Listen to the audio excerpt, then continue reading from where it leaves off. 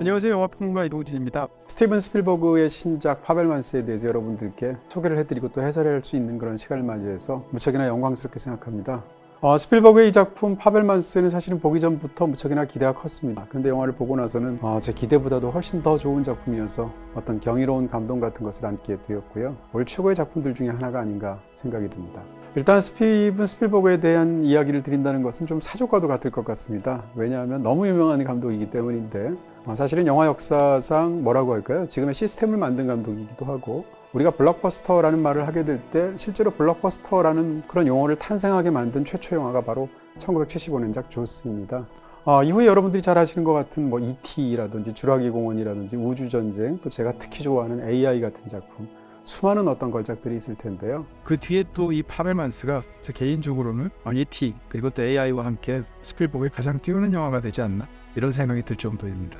스필버그뿐만 아니라 사실은 모든 창작자, 영화뿐만 아니라 소설을 쓰든 어떤 경우이든 간에 모든 창작자는 일평생 자기가 꼭 만들지 않으면 안 될 것 같은, 그 다음 단계로 넘어갈 수 없을 것 같은 그런 이야기를 하나씩 품고 있다. 저는 그렇게 생각합니다.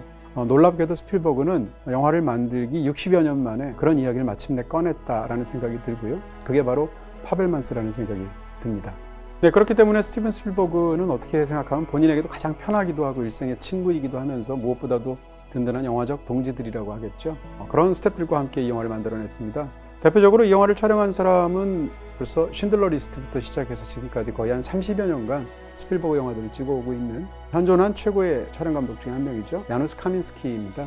그리고 이 영화의 시나리오를 쓴 사람은 토니 커시너인데요. 토니 커시너는 미넨부터 시작해서 링컨 같은 작품, 또 바로 직전에 웨스트 사이드 스토리까지 최근 들어서 집중적으로 함께 작업하고 있는 시나리오 작가죠. 시나리오랑 관련해서 더 흥미롭게 말씀드릴 수 있는 것은 사실은 사람들이 잘 모르는 것 중에 하나가 스티븐 스필버그가 각본을 거의 쓰지 않는다는 사실입니다. 스필버그는 사실은 창작력도 굉장히 왕성한 사람이고 수많은 아이디어가 있는 사람인데 모든 감독들이 각본을 직접 쓰는 것은 아니죠. 스필버그가 가장 최근에 각본을 썼던 작품은 AI입니다. 그러니까 무려 20여 년 전에 각본을 쓰고 지금까지 각본을 쓰지 않았고요. 근데 이 파벨만스는 토니 커시너와 함께 두 사람이 각본을 집중적으로 썼습니다. 그 얘기인 즉슨 이 이야기에 대해서 스티븐 스필버그가 갖고 있는 본인만의 애정과 또 반드시 본인이 해내야 되는 부분들에 대한 그의 어떤 상황들을 충분히 짐작할 수 있는 부분이 아닐까 싶어지기도 하고요. 현존하는 최고의 영화 음악가 중에 한 명이겠죠. 존 윌리엄스의 음악을 또 빼놓을 수가 없습니다. 이 영화에서 존 윌리엄스가 작곡을 했던 음악들도 굉장히 아름답기도 하고 슬프기도 하고요. 또 무엇보다도 활용하기도 했었던 영화에서 수도 없이 변주가 되는 바흐의 아다지오라는 곡이 있습니다. 원래도 유명한 곡이지만 앞으로는 바흐의 아다지오를 여러분들이 듣게 되시면 자연스럽게 이 영화 속의 어떤 장면들을 떠올리시지 않을까 싶습니다. 이 영화와 함께해서 우리가 처음 보게 된 그런 신인 배우라고 할 수 있겠죠. 어떻게 보면 스티븐 스필버그가 자기의 이런 자전적인 영화 속에서 어린 시절에 자기 스스로를 어떤 배우에게 맡길 것인가라는 것은 굉장히 중요했을 텐데요. 가브리엘 라벨이 바로 어린 시절에 스티븐 스필버그 역을 맡아서 이 영화의 주인공으로 훌륭한 연기를 보여줍니다. 이 신인 배우가 저한테 무척이나 놀랍게 보였던 것은 그때 시절의 스필버그의 핵심을 호기심으로 해석하고 있다는 것입니다. 저는 사실은 이제 호기심이 없는 창작자는 무의미하다는 생각이 들고요. 호기심이 없는 창작자라는 것은 말하자면 네모난 동그라미 이런 것처럼 모순이 형용에 가깝다고 생각할 정도인데 스티븐 스필버그가 이 영화 속에서 겪는 수많은 비극들도 있을 것이고 본인이 당하는 어떤 절망 같은 것도 있을 것입니다. 그럼에도 불구하고 이 영화 속의 어린 스필버그의 핵심은 창작자로서의 불타는 호기심 그 자체입니다. 이것을 이 신인 배우가 무척이나 흥미롭게 연기하고 있다 이렇게 말씀드릴 수 있고요. 실제로 아카데미에서도 집중적으로 스포트라이트를 받았던 미셸 윌리엄스가 있습니다.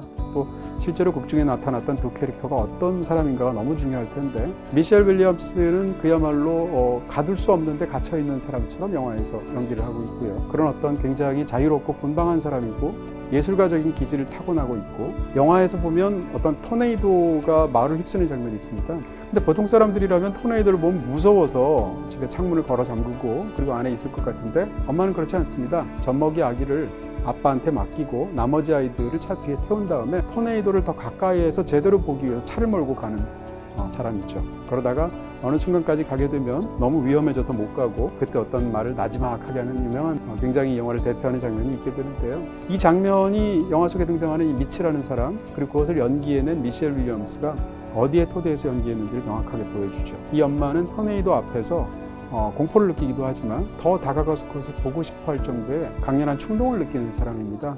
그런 측면에서 이 토네이도 장면은 사실상 이 배우의 연기와 이 캐릭터의 어떤 핵심을 보여주는 굉장히 은유적인 장면처럼 저에게는 보인다, 이런 말씀을 드리게 되고요.